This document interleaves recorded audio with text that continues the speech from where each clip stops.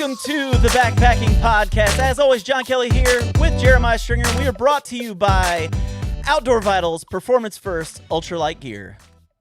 Yes, and if you want to try some of their gear, they're currently having a sale on the Ventus Active Hoodie.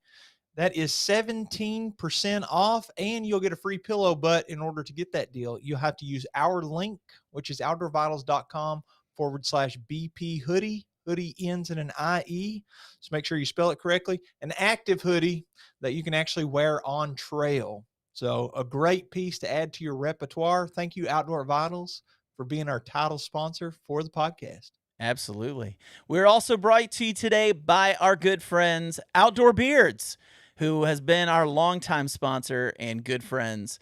We're a big fan of Matthew Treese and everything he's doing over at Outdoor Beards. Yeah, man. And I will tell you, I was just checking their website. I got it pulled up now in front of me, and it looks like they have a new flavor. So Ooh. Summertime Beard Balm. Now, that might not actually be new. He might have already done that, and I'm misinformed, but that's going to be added to my next order because summertime is just around the corner. We're just about 20-some days from summer. Yeah, that's right, baby. It's June, which means summertime in Kentucky. Yeah, that's good stuff. Speaking of summertime in Kentucky, Jeremiah, I've got an order coming in today from backcountry.com.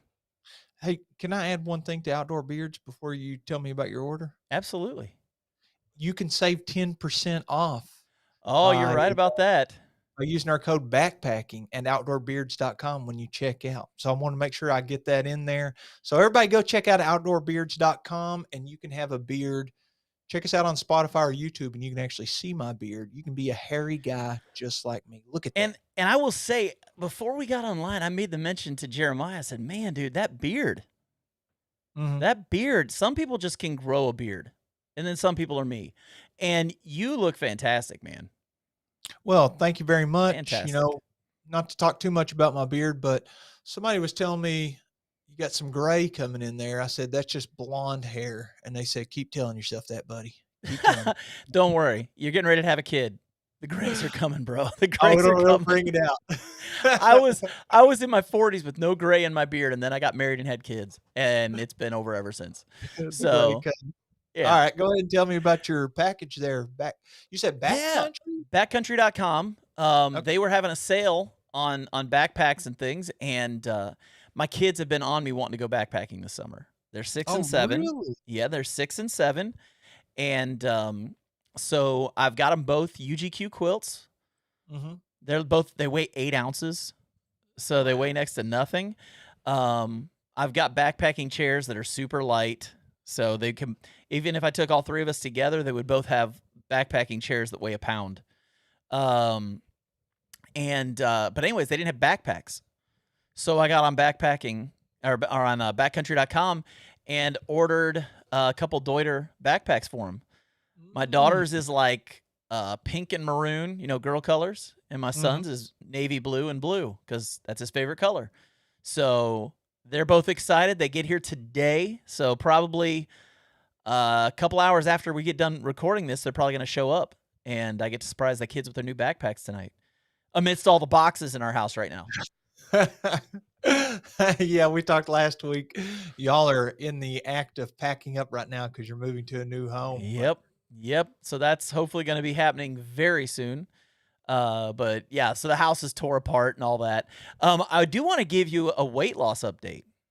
Oh, yes. So it's been a few weeks since I've done a weight loss update, but I am officially down almost 80 pounds at this point. So wow, yeah, I'm 5 or 6 pounds. I can't remember if I weighed 220 or 221 when I did Kilimanjaro, but I'm down to 226. So I'm 5 or 6 pounds away from what I was at Kilimanjaro. So I'm hoping within the next few weeks to be below my Kilimanjaro weight. Well, I got to tell you, dude, you are now below my weight. Really? Well, let me tell you the situation. Now, you're also 6'3", so you have more bones than I do too. So I mean, there's, I still don't look as good as you, but at 5'8", 220 is a big boy. Well, I think you're looking great. Thanks, by the way. I love the shirt, the Darth face. Yes. It's a good play on the North Face. Yes. I love it. For those of you who aren't watching, you're just listening. Red shirt, imagine the North Face logo, but it's Darth Vader's helmet and his shirt. Instead of saying the North Face, says the Darth Face. Yep. Gift for my Love it, man. wife.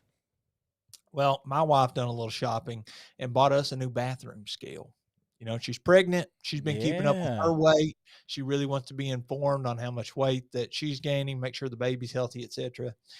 And I stepped on that new scale, and that new scale said, "You got the dad bod coming in." That's what it told me. Because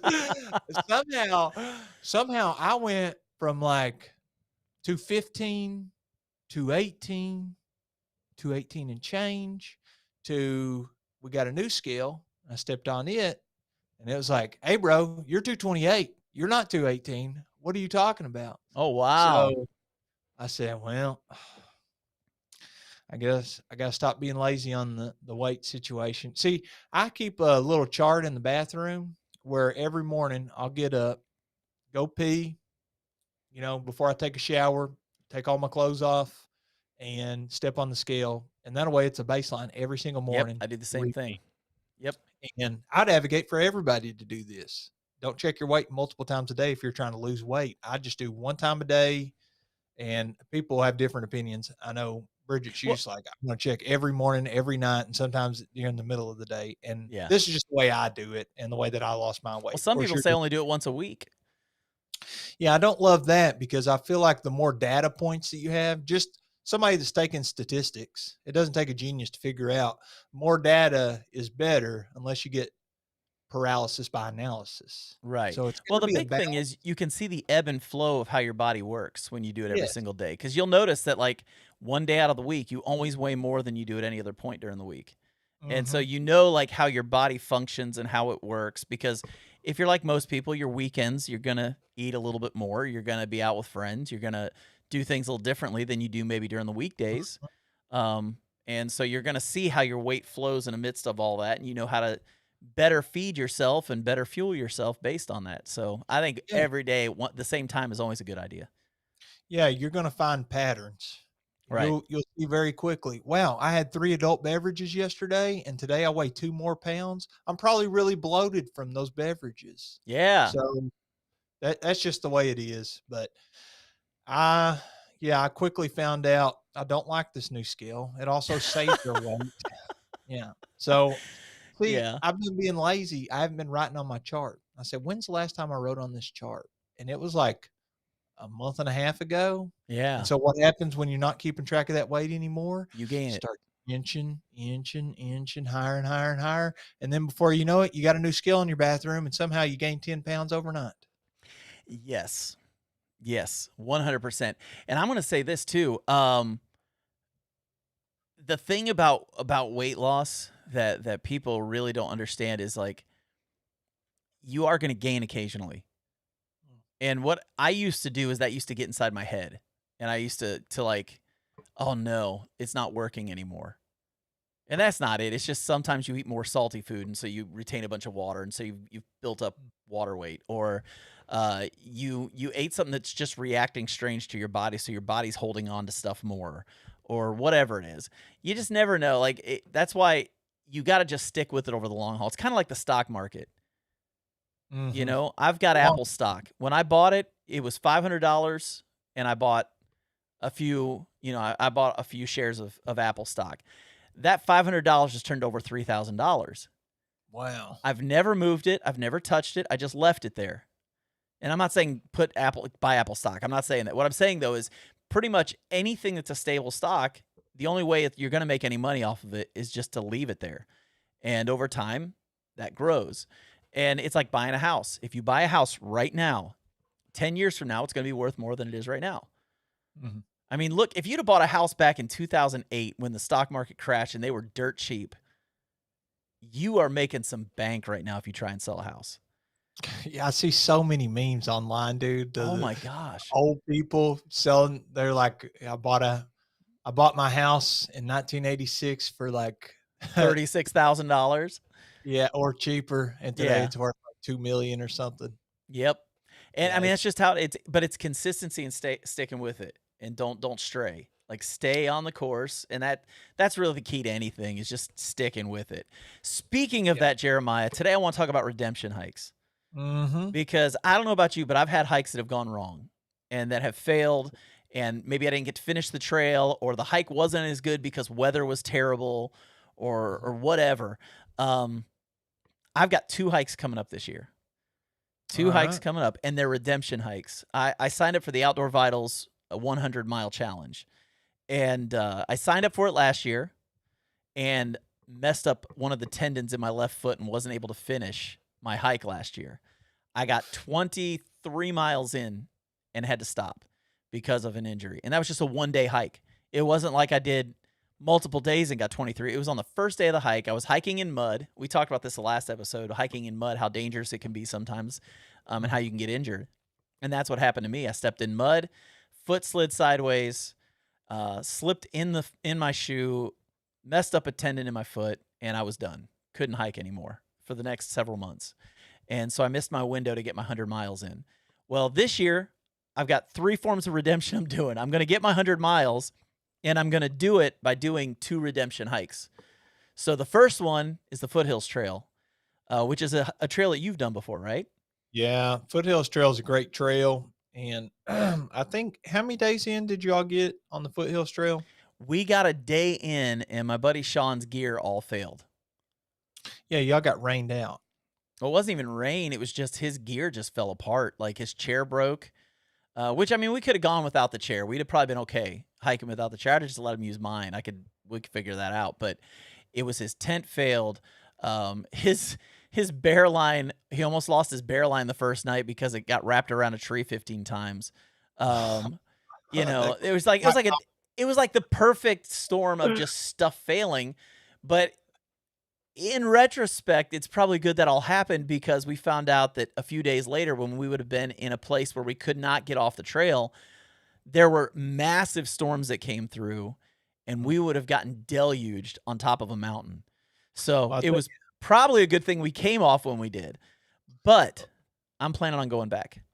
Let me say 2 things about the Foothills Trail, because I have done it. Mhm. First of all, I was going to read a quick description so everybody knows what it is. According to All Trails, this is their description. Explore this 71.5 mile point to point trail near Mountain Rest, South Carolina. Generally considered a challenging route, it takes an average of 34 hours, 28 minutes to complete. It's popular for backpacking, camping, hiking, and you can still enjoy some solitude during quieter times of the day.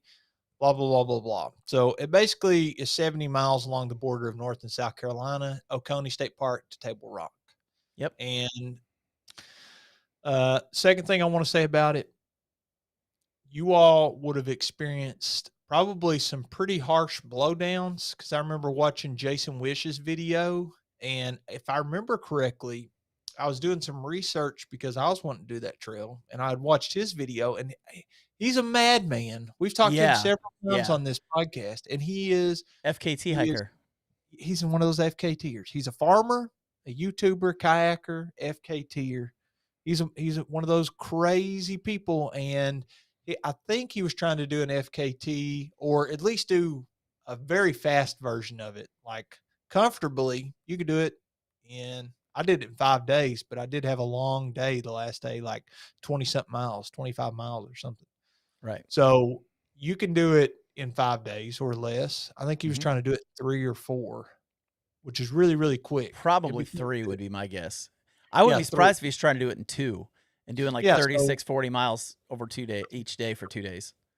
yeah, but the issue he was running into was that there's so many blowdowns from the storms that had come through there. So you all would have probably, of course, we can't say for certain, but probably been climbing over quite a few blowdowns and kind of, I Well, don't know, it's just miserable. In and it my would have been opinion. dangerous too because we would have been camping in the midst of all these things blowing down. So it was fortunate that it sounds bad that it was fortunate that we had gear failure, but it seems like in retrospect it was fortunate because the storms that were coming were insane. Absolutely insane. So Yeah. so that's the first hike. That's the first hike. But Yeah, I've got to what's get the 100 miles in. So that's only 70 miles of the 100. So I've still got 30 more miles that I got to do.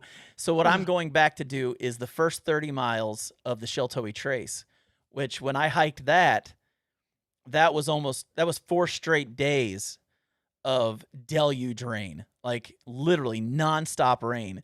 I think we got through our first day with just a little bit of rain while we were hiking. And then we got to our campsite, and the moment we went to set up our tents, boom, it hit, and it didn't stop for 4 days. And so I want to go back and hike that and get some redemption on that hike and hike back the 30 miles and recover them, because it's supposed to be the most beautiful 30 miles of the trail are the last 30 miles. And that's the part I didn't get to see much of because it was just constant rain the whole time. So both of those are redemption hikes for me. For the Foothills Trail, so I got my little guidebook here, and pretty much all the campsites that we stayed at, I tent camped, and it was very, very friendly to tent camping. Yep. So I was going to ask you, for the rain and stuff, would you be okay in the tent, or would you have to have the hammock if you're going to be out there and actually go and it's going to be wet? I was doing it in a hammock when I went. Okay. That was my plan, was to hammock camp it, because I checked with other people. They said, yeah, you can hammock camp it easy. Like there's trees everywhere, so you'll have no problem hammock camping. And our first campsite was fantastic. I had a perfect spot, just far enough away from the fire pit that I didn't have to worry about any ashes or anything, embers or anything hitting my tarp or anything like that. But yeah, I would probably go in and I would absolutely hammock camp it. Well, did you use a guidebook whenever you're out there, or did you use an app? Yeah, I used the well, shoot, what's it called now? Guthook? Yeah, it was Guthook, whatever it's called now. Oh, Far Out? Far Out. Yeah, I was using Far Out. Okay, yeah, they switched it. But I wanted to ask you something about this guidebook, because there were some rumors that we may or may not dispel about a situation on the Foothills Trail. I don't know about this. Yeah, I want to tell you about it. Let me grab the guidebook real quick, and I'll show you. Okay. This is a new thing for us. Usually Jeremiah doesn't get up in the middle of a recording, but here he is. He's back. And by the way, for those who are listening and not watching, Jeremiah is in a sun hoodie and a skull cap thing. It's just a buff that I done into. Okay, I was wondering. I was like, you're looking kind of gangster today, man.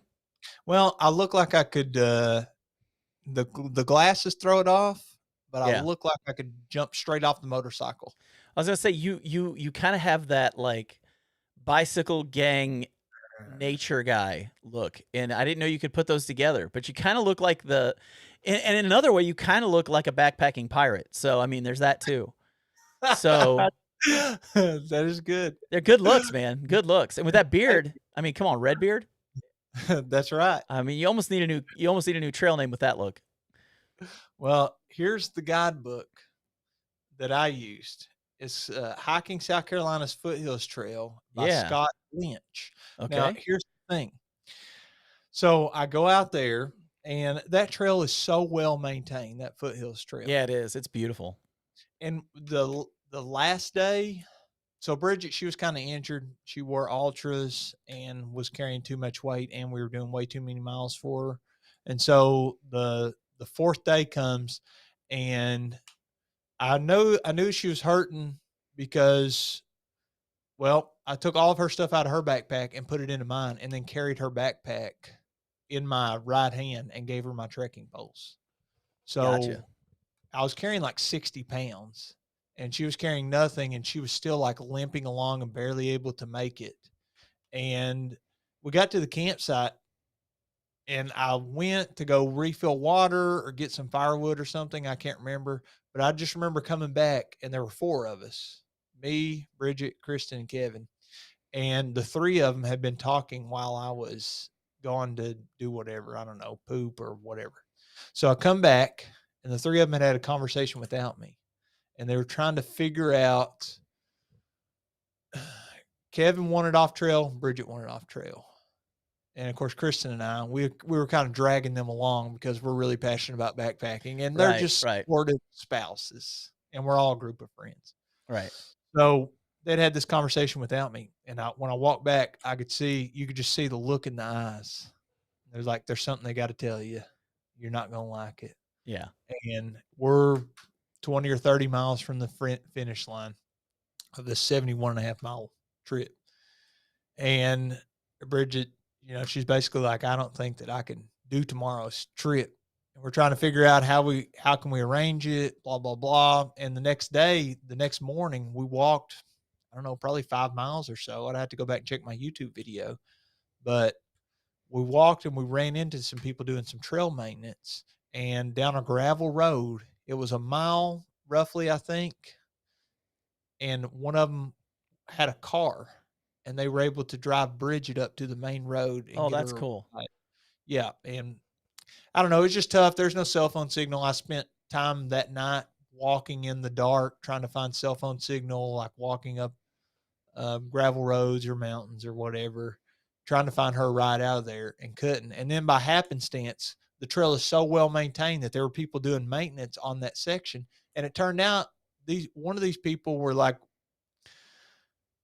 I usually like really high up in, I don't remember if he was the president of the Green Mountain Club or like a co-founder or head of the board or something, and another guy as well. These are both two people that were high up, I guess you would say, on the totem pole and important people in this community and on this trail. And they were so nice. And they told me, the reason I'm telling you all this is because I think it's entertaining, but also the book that I bought, he asked me about it. He's like, you're using a guidebook? And I was like, yeah, I got this little pocket guide. And I was probably asking him about, the next campsites or whatever. And he was like, this book that you got, you need to throw that in the trash. This you do not need to promote. Don't share the link on Amazon. And I was like, what did this Scott Lynch guy do? And he said, Scott Lynch. Now, these are his words. Okay. Not mine. So you can do your own independent research and make an educated decision if you're doing this trail and buying the guide. But I bought this one, and allegedly he stole basically all the information that he put in this book. He stole from another guidebook that's almost the same as this, and just copied and pasted it over and then sold it as his guidebook. Oh, wow. Now, I'm sure that there's something getting lost in translation there, because in my opinion, it's the same trail. So it's going to have the same campsites. It's going to have the same topography maps. It's going to have the same like elevation profiles, all this stuff that he's putting in here. I'm not sure how he stole it all, because I feel like it's all public knowledge.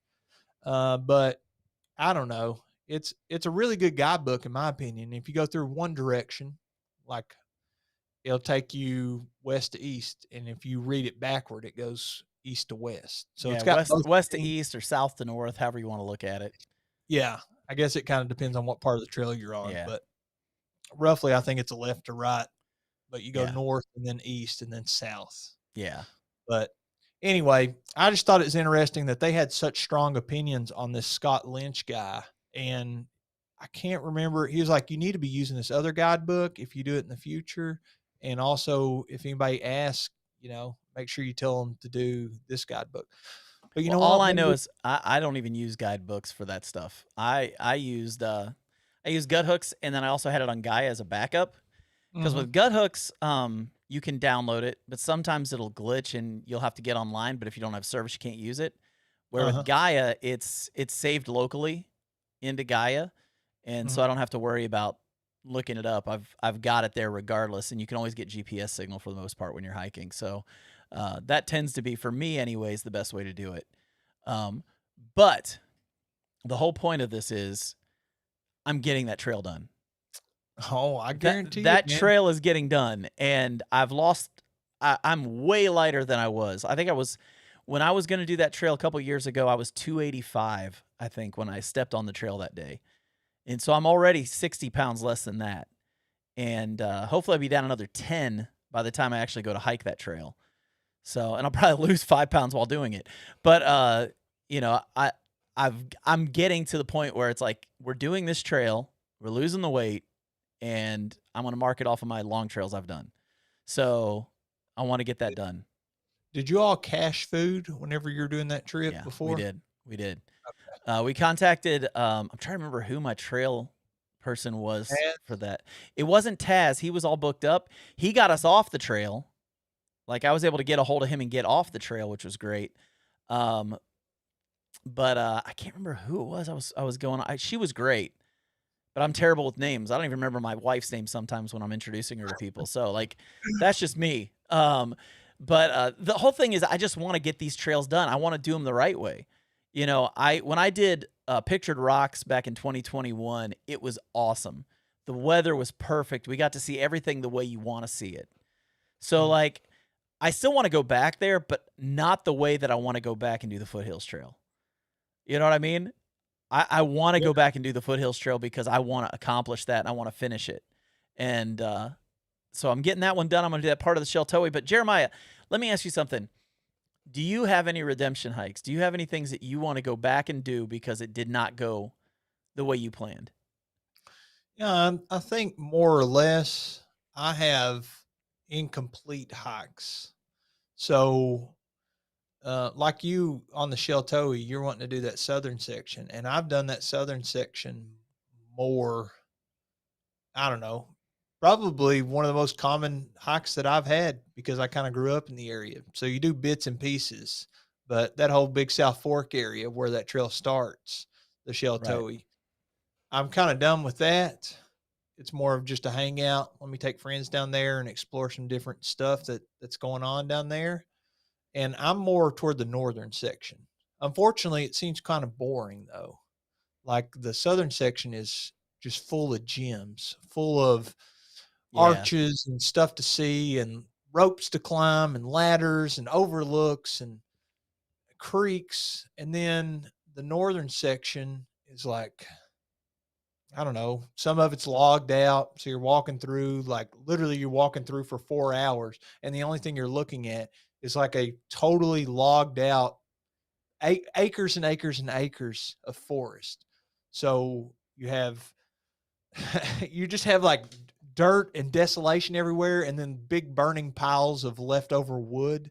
Yeah. And that's not what I want to see whenever when I'm Yeah. going out for multiple days in the woods. I don't want to spend half my day just looking at desolation. So I'm Yeah. dealing with that.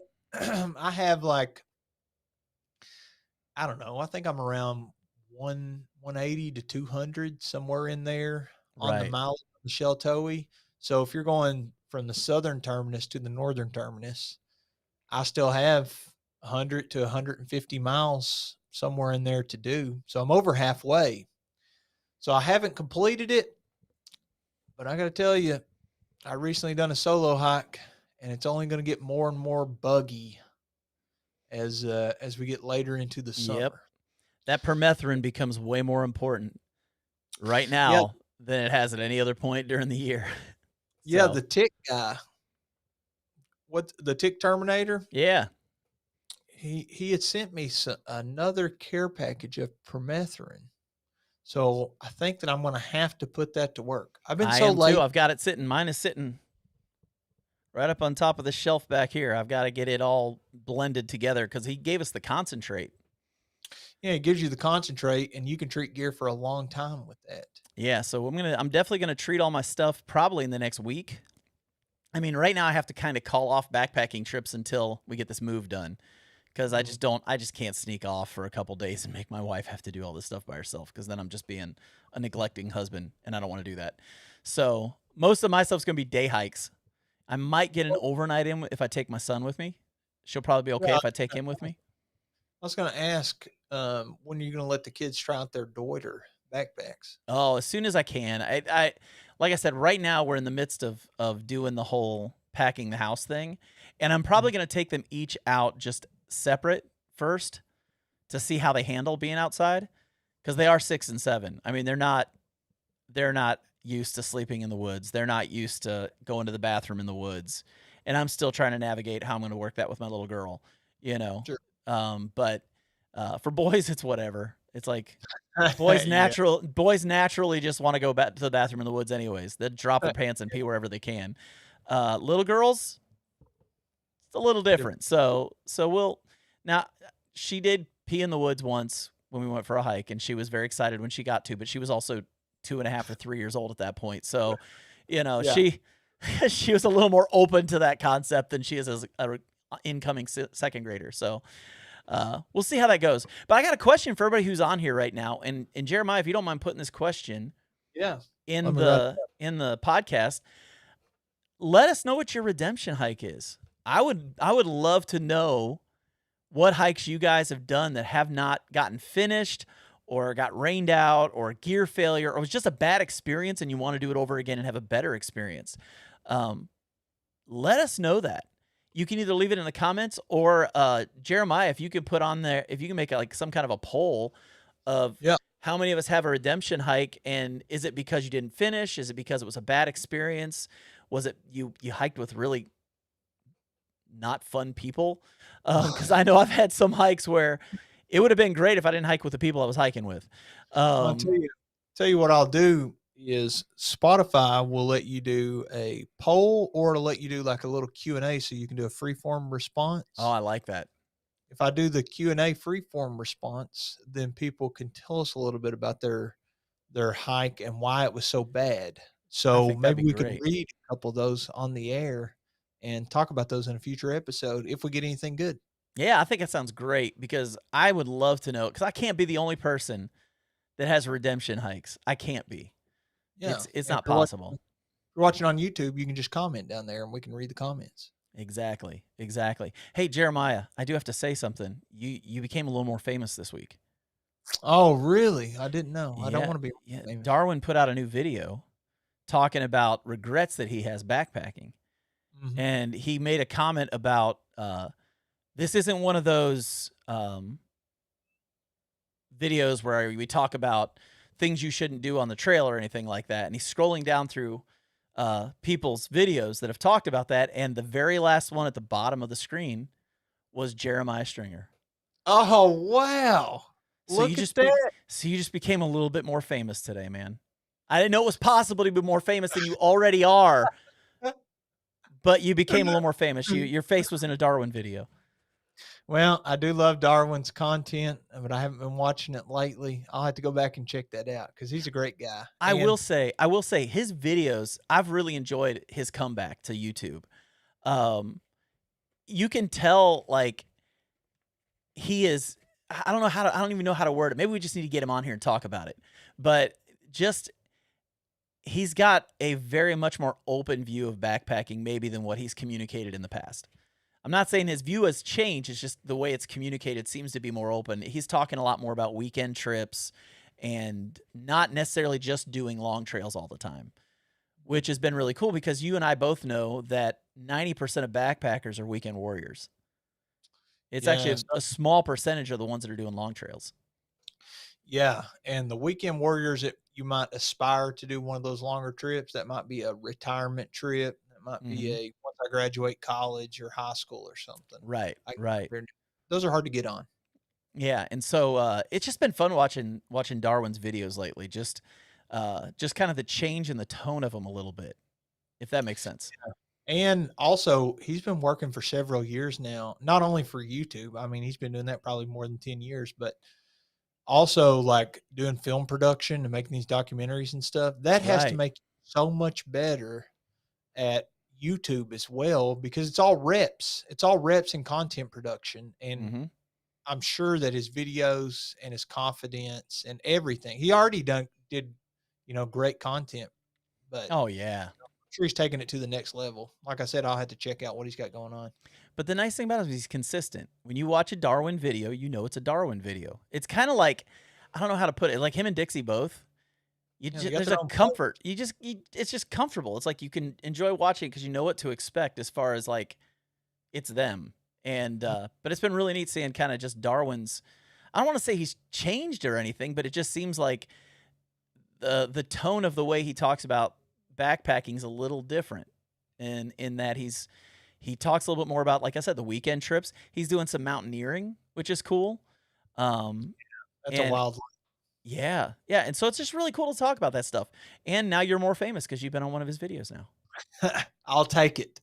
There it is. So Jeremiah, I can't wait for next week. I have no idea what we're talking about. I have no idea what we're going to do, but I know it's going to be fun. Yeah, you can book it, man. It'll definitely be fun to worry. It's going to be good stuff. So, everybody, thank you for tuning in to the Backpacking Podcast brought to you by Outdoor Vitals. We will catch you on the next one. Adios, folks.